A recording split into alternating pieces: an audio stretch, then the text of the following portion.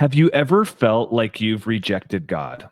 After leaving Mormonism, I took every opportunity to reject God and leave my religious past and belief behind. In this episode, we are going to talk about those experiences and God's grace. Hi, I am Kai Van Leuven. I spent over 30 years in the Mormon church, and this is what I did after leaving. And I'm Di Beals. I'm a pastor at Venture Church in the state of Washington, and I'm your friend. And as always, along for the ride. All right. Well, let's talk about this first. I want to say this has become really fun. Can I Good. talk about how fun Jesus for Mormons has been? I hope it's Last fun. night, yeah. Last night, I'm standing on a beach. It's 8 o'clock at night. The sun is down. It's 70 degrees. I'm talking to a Jesus for Mormons fan who flew into my home island Mm. at a vacation and said, "Hey, my family's here. Let's hang out." So Oh, we have, him and his wife, their two kids, just talking about what it's like to be Mormon, to be ex-Mormon and Christian. And it was a really fun experience. We prayed together at the end, and we both went wow. on our merry way. And yeah, it was a really cool experience. I also appreciate all the people who have emailed me and texted me and reached out to me through different messengers and just given encouragement for this. I think that's been a really fun thing for me. I love taking risk, Di. You Okay. may or may not have figured that out about me. Yes, I'm aware. This has been terrifying. This has been a Oh, really big project that's like I'm really putting myself out there. sure. And so I appreciate every time people just send a word of encouragement. I would rather take big risks in other ways. Putting my whole story out there, and especially a story that is very hard for me to tell. I do appreciate people telling me that it's had an impact on them, things like that. So Yeah, there you go. I think good. it's Good it's stuff. starting, it's starting to get fun for me.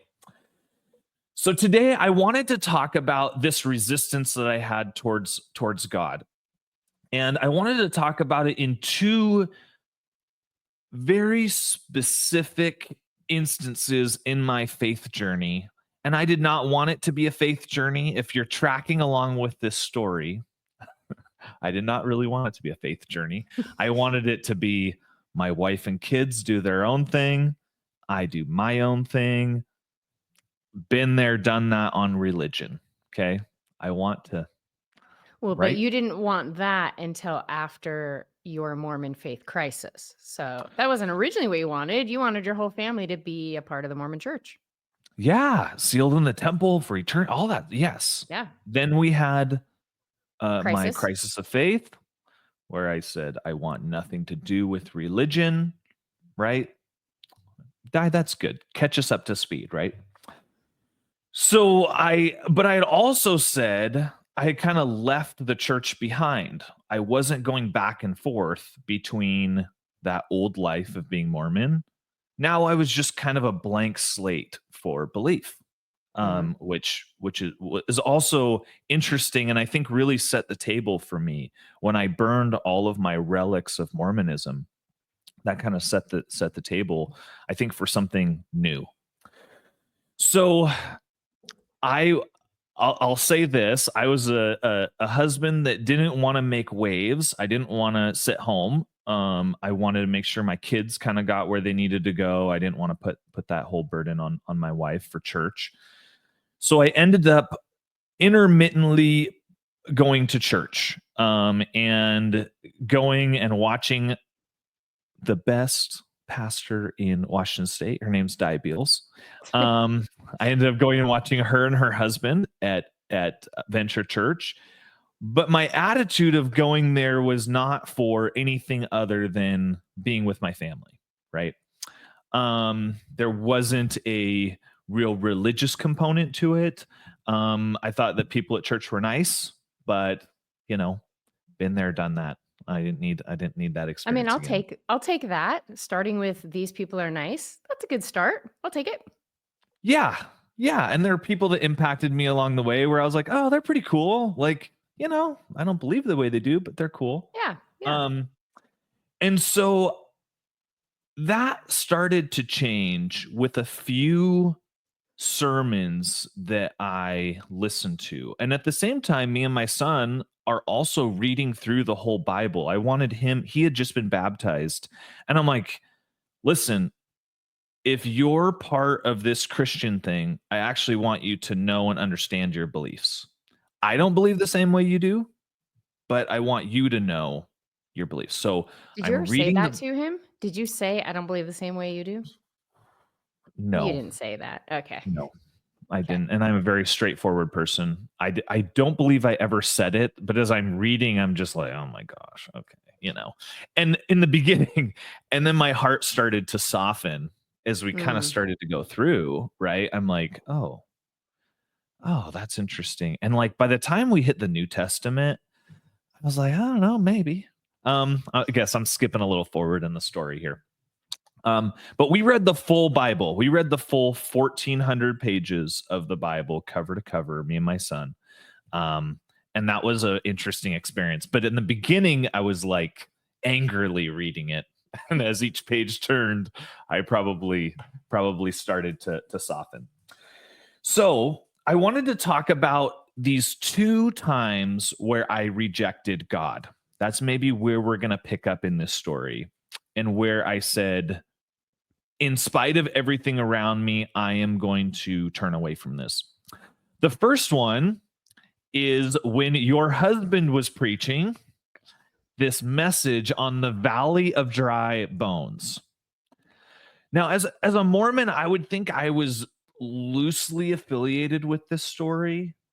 I've heard it way more times in Christianity than I've ever heard it in the Mormon church. Um, Mhm.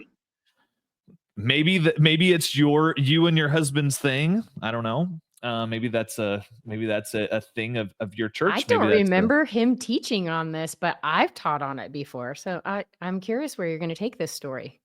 okay. So I have an image that will bring you back to it, Okay. to him teaching it. He Okay. brought out a recliner. He had a recliner I sitting remember on the stage. recliner, but I don't remember it being attached to this section. Well, there you go. Okay. Let's talk about it. So he is talking about this valley of dry bones, and I want to give some context. Just I actually think for our Mormon audience or past Mormon or whatever, Ezekiel, the prophet, is like looking at the he. To me, it's unclear if it's a vision or if it's like an actual valley of dry bones. But okay, we'll go either way. Because it says that the hand of the Lord brought me up. So this is from Ezekiel 37, and we're just going to start in 1. And it says, the hand of the Lord came upon me and brought me out in the spirit of the Lord and set me down in the midst of a valley. So imagine Ezekiel, a prophet, he's looking out into this valley. Okay. We've all seen that. Like if you're standing on a cliff and you're looking out into a valley. Then he caused me uh, then he caused me to pass by them all around. So he's looking, there's a valley of dry bones, right? And the Lord says to Ezekiel, Son of man, can these bones live? So I answered, O Lord God, you know. And then Ezekiel said, or God said, prophesy to these bones and say to them, O bones, hear the words of the Lord. So as he does this, these bones start to come alive. As Ezekiel, this prophet, prophesies out, these bones start to come alive. So dead people, bones, then they start to come alive. Okay? I'm with you. You with me, Di? And I think it's always interesting when you hear stories like this and you start to relate them to yourself, right? You start to then zoom back to you sitting in a chair going through a pretty nasty faith crisis, knowing that you're alive, but feeling pretty dead inside, Hmm. right? Maybe that's like speaking to some people out there. Hmm. But knowing that you're walking around, you're moving, but inside you feel this huge hole that really is not being filled. Hmm. And I remember listening to this message and knowing that I'm not really well, and knowing that I'm just there and present, and feeling actually really moved by this message of like this these things that are dead changing their form and becoming alive. And I'm sitting there and I'm just thinking about this. And the great thing about Brandon or other great preachers is that there's this like call to action that kind of pulls you into something, right? Hmm. They call it an altar call. Okay, I wasn't familiar with that term, Hmm. pre-Mormon. I don't really, I didn't never I'd heard it, but I didn't know what it meant. And it just means like moving to some form of action, Yeah, right? it's a response. Yeah. It's a response, not just like sit there and then maybe take a note or forget about it or whatever, right? If we're talking about like, sitting in a meeting, right? But it's like a movement of like doing something. And so he's like, hey, if that's you, if you're that person that's just doesn't like needs to feel alive or wants to feel alive in this way, like now's the time. And I'm like, and like people are like engaged with this and responding to this. And I'm looking up there and I'm like, no, like, no, like I've already been there and I don't want to go back there. And so there's this huge resistance of like, hey, I've been in religious systems. Like, no, I don't want to be there. But I watched people be changed and moved by this and go up and get prayed for and all these things. And I'm thinking to myself, no, this logical side of my brain is saying no. Okay. Did you cross your arms across your chest too? Yeah, and when people are saying things, I get really uncomfortable and I kind of like shift in my chair and like my legs Okay. kind of go off to the side like like I'm watching, Those are your like I'm tells that watching you're very uncomfortable. yeah, like I'm watching somebody like get open heart surgery and I'm just like, "Oh, I don't know about that." So I get really really uncomfortable. Um but I remember thinking, "Oh wow, that's I just turned away from this, and Hmm. I You're don't want conscious this. of it. Yeah. I feel something pulling me in one direction and I'm actively saying no, Hmm. right? Okay. The end of that story, for those of you who want to read through it in Ezekiel 37, goes Ezekiel 37, 1 through 14. Um, and this whole valley becomes a big army of people that have become revived and alive. Because they Okay. have the ruach, the breath of God in them. Yeah. Yeah. Because they have the breath of God. Huh. I wonder how that works into the story. Okay. The second time, we're going to Mhm. put you on blast for the Okay. second time. Uh-oh.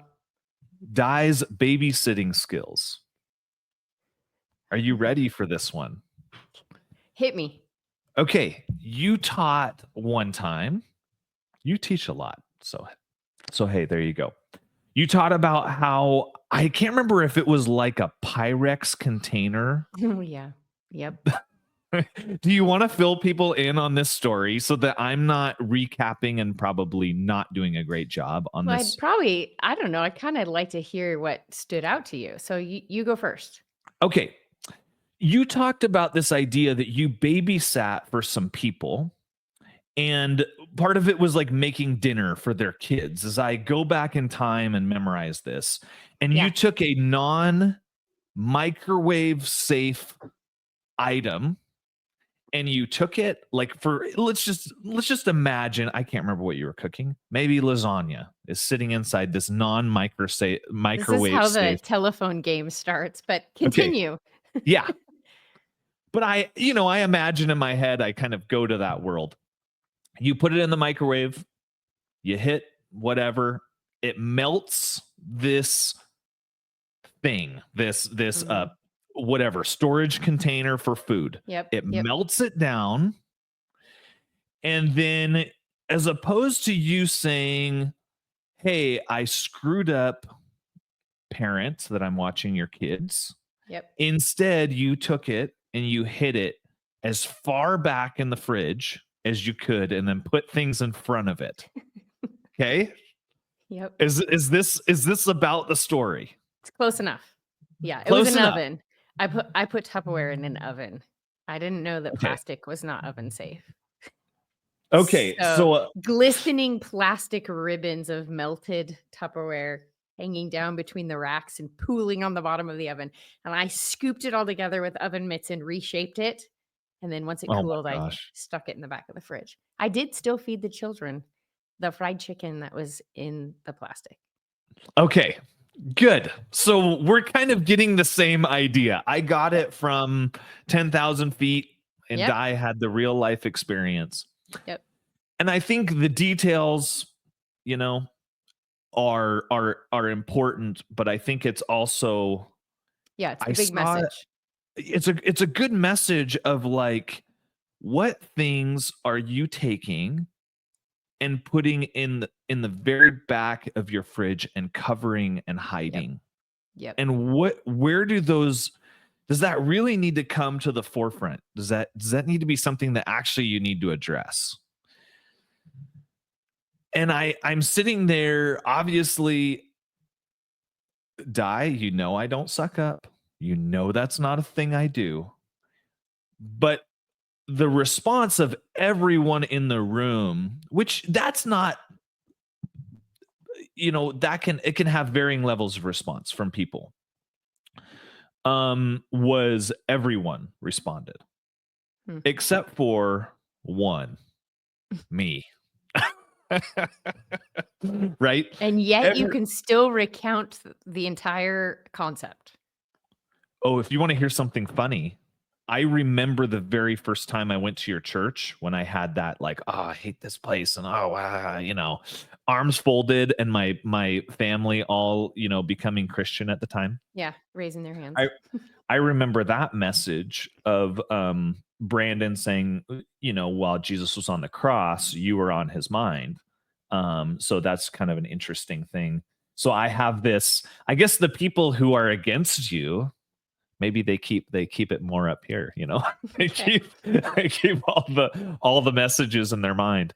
But I remember seeing this massive response when you taught this message, and people really like, their life being changed by this.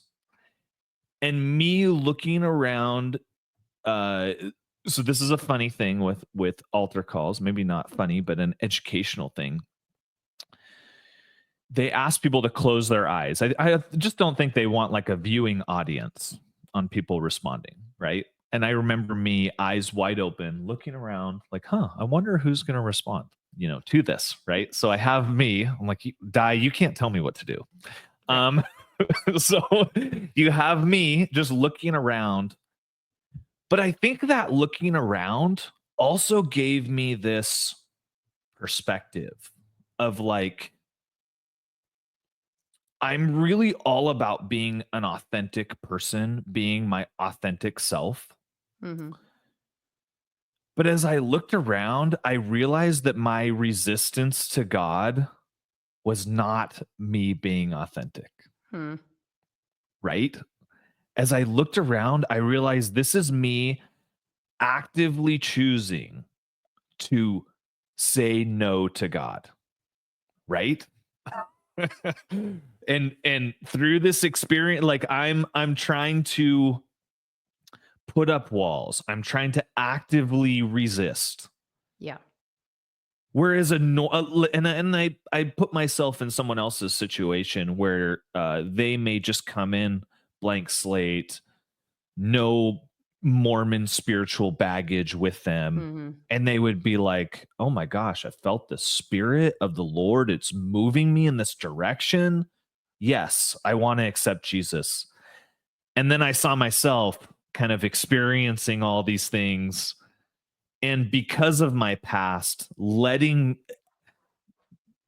having me kind of trap myself in a box of saying, "Nope, I don't want anything to do with this." I don't know if that makes What sense, Di. what was your takeaway? So the service concludes, you pack up your family, you get in the car. Are you relieved? Like, I held out again. Or are you like, huh, was that the right call? Like, what's your walk away feeling? Yeah, I think I think that I was real it's like on a spectrum, right? Like in the beginning, I'm like relieved, like another hour down of church per week. I'm building muscles of resistance. Yeah, like I'm working out. I'm so tired after church. yeah, I'm like, So there's like that in the beginning of like, "Oh, another hour down. Perfect. Ugh, now we can go do something else, right?" And then there kind of came this point, and I remember it was when you were preaching this, where I'm just like, this is not really what I'm about or who I am. Like, Mm, this is a projection of my past. This is a projection of some anger that I have, but it's not really like yeah. authentic to how I feel in this moment. It's not authentic to that. And so I have to kind of analyze that, and I have to wrestle with that like on my drive home or during that week of like, "Hi, is this who you're going to be? Are you going to be this person Mhm, who's number 1, not really that well, mhm, like mhm, not really spiritually or mentally in a good place, right? Are you going to hold on to that until you're kind of, you know, always in this place and try to stay in this place forever, right? So that's one thing I wrestled with. Um, and then there's like, well, Kai, you actually had some really positive experiences while trying to seek God in the Church of Jesus Christ of Latter-day Saints. Good job Um, getting it in. yeah, every episode. Just so I'm not a religious bigot. Come on, friends. So but while you were in the Mormon church, like you had these really good moments where you did feel connected to something bigger than yourself. And so there is a little bit of that longing for some type of spiritual connection, right? And I'm not trying to get into some the theological things. I'm just saying, I'll just call it a spiritual connection.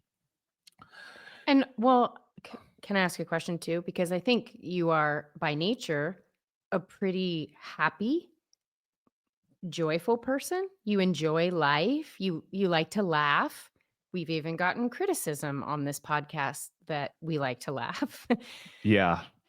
Are you able to be that person who I think you genuinely are at your core w- while you're resisting and pushing and angry? Yeah, and I really wasn't. I was a pretty miserable person. I think on the interior, on the exterior, I think it's like I don't want to talk to people about just how like not good this situation is. Um, but I think in those like times by myself, it's like, this is a really like I don't feel good. I feel like there is this very empty spot inside of me that if you were to ask me, "Are you happy?" the answer would definitely be no. But people might think, "Oh, he seems okay," you know, he seems all right. Um, putting that you know, Tupperware container, in the very back, and covering Mhm. it with the really nice things that I want Right. people to see. And then I want people to say, "Oh, yeah, see, he's a successful guy. He's a good, Yeah. he's fine." But really on the inside, I was pretty tormented by this. Di, you set up a really good segue here. And that is this idea that when I gave when I decided that you're being resistant just for the sake of being resistant, like you actually want to be in a relationship with Jesus. And I know I'm summarizing that and making that really simple. And for me, Mhm. it wasn't simple. It was actually very hard. And so I Mhm. want to kind of speak to that. I don't want to be like, oh yeah. And then one day I woke up and I felt And good everything was about all the great. things in the Yeah. church. Yeah, like no, I Yeah. didn't. That's not the way it went. But I decided to say like, Kai, you've explored this. You're experiencing something in your life where you feel God calling you back to Him, and I remember just being like, yes, I want to accept that.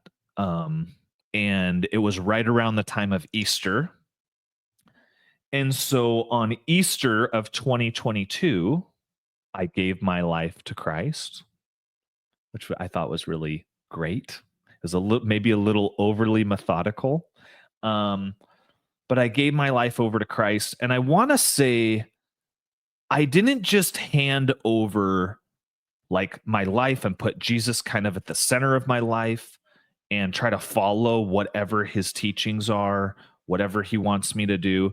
That's not only what I handed over. Okay. Okay. I also handed over my anxiety, Mm.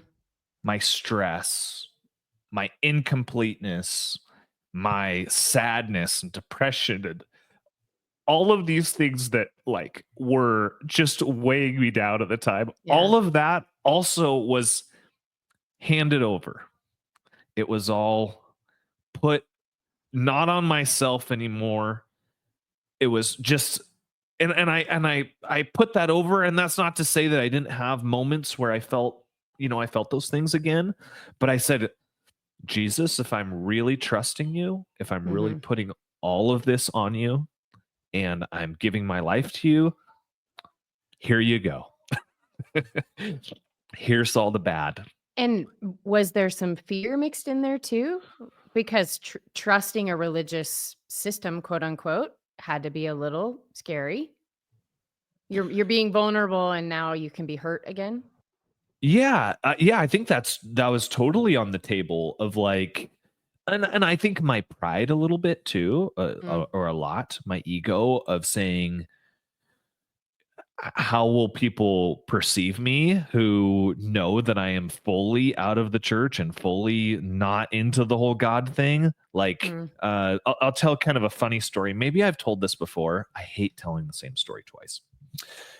But a friend of mine, I called him after I was saved. So we were in the elders quorum presidency together. So I want you to think of like a young, like a men's group Mhm. pastor, and then he might have two associate pastors or something like that. Mhm. So all three of us had left the church. So think of your Oh, whole like men's group just being like yeah, that's not good. no to God anymore. Okay. So all three of us had left. I called one of them like maybe a couple months after being saved. I called him up and I said, "Hey man, you wouldn't believe it." Like, and I started the conversation this way. I said, "You wouldn't believe it, but I got saved in a Pentecostal church and like gave my life to Christ and everything." Like, this is literally, "Hey Kai, what's up, man?" Told him this story. He starts laughing. And I'm like, why are you laughing? He's like, "Dude, that's so funny, man. Like, I cannot, yeah, like, good one, like, Oh, no, he thought no, you were kidding? yeah." I'm like, "No, Oh, like seriously, like I went and I felt like this is the right thing for me to do." And I'm a little on fire, right? Like I just got Mhm. saved. I'm like pumped up for Jesus, right? And he's like, oh yeah, yeah. Cool, man. Yeah, that's great. He's like, trying to recover a little bit. You know how we do that in conversations. Yep. He's like, oh, that's good for you. And so, but I think that that's one thing, right? Like my pride and my, like, I'm not going to be tricked again. There's this idea of like self-preservation, right? None of us want to continually do things that will hurt us. And Mhm. so I think I tried to, do that. But once I handed that over, I said, Jesus, you're the one who I want to help me deal with all of these problems that are really impacting my life right now. And for me, being Christian means, here you go. You help me with these. Um, so I wanted to kind of land the plane, if you will, on this Okay. and talk about once you've left the church, your time in Mormonism. I think it's a part, but I think that a lot of ex-Mormons let that be a huge part of their story and a huge part of what dictates the rest of their life. Mhm. And I think to their own detriment. If I'm speaking for myself and the people that I know and I can look at, to their own like downfall. And it reminds me of like me and my kids have just started golfing. And I think that a lot of sports are mental. I don't actually believe a lot of it is not physical at Yeah. all. I know that for myself being an athlete, a lot of it is mental. And I tell my kids, I mean, my kids could hit a shot or I could hit a shot that is way into the woods that we're hitting it off of a rock in golf. And I say, well, what's interesting is that last shot actually doesn't matter at all. Like what matters is the next shot you're going to take. Yep. You can't fix the last shot. It's a You great can't go analogy. you can't go back and say, "Oh, I'm going to do that again." It is where it is. The ball is going to land wherever it lands. Mhm. And so you got to pick the best, you know, iron or whatever you have to get you out of wherever you're at. The interesting thing is I don't golf, but I watch people golf. I mean, I've seen golf. We lived on a golf course for a while, so I watched a lot of golf. I've watched golf on TV. And you can see when somebody gets in their own head and they're so mad about their last shot, and you can see them take themselves out of the next shot. And I think that's such a great analogy for so many areas of life, but it's hard to see. You might be aware of it in yourself, but it really takes a lot of discipline to overcome the beat yourself up or keep yourself stuck or regret over the last shot. So, yeah. Yeah, and so it reminds me of when I was golfing just the other day. We're up here, ninth hole. I hit it right into the woods. And I say, Kai, the smartest thing for you to do to get yourself out of this is just hit it 20 yards to your right, back on the fairway, away from, not away from the pin, but laterally, Yeah. right? And then get a nice And easy then get a shot good shot. Yeah. to get it close. Instead, I say, I think because I did hit it into the woods, I think I can thread the needle on this thing Oh, no. and hit it through 3 trees. Guess what? I You hit all didn't. 3 trees on 3 different shots. Okay.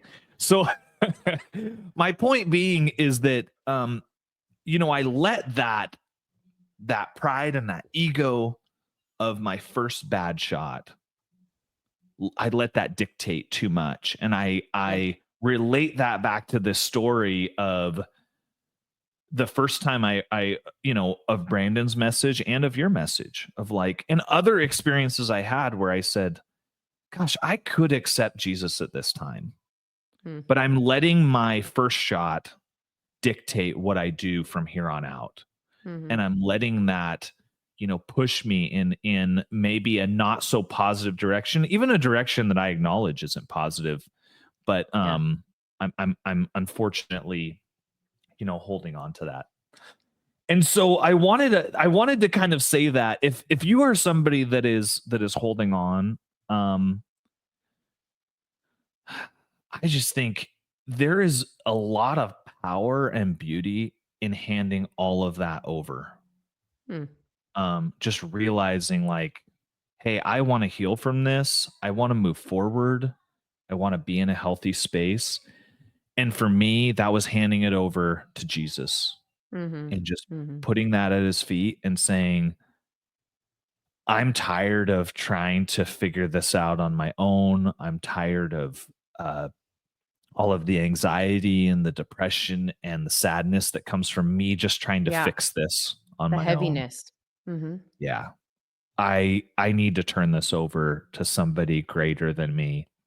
And I'm telling you, Di, it was a beautiful experience to do that and to just say, "Hey, I'm surrendering this to Jesus, Mhm. and putting this at his feet, and whatever comes from here, I'm willing to follow Jesus for the rest of my life." And so Mm.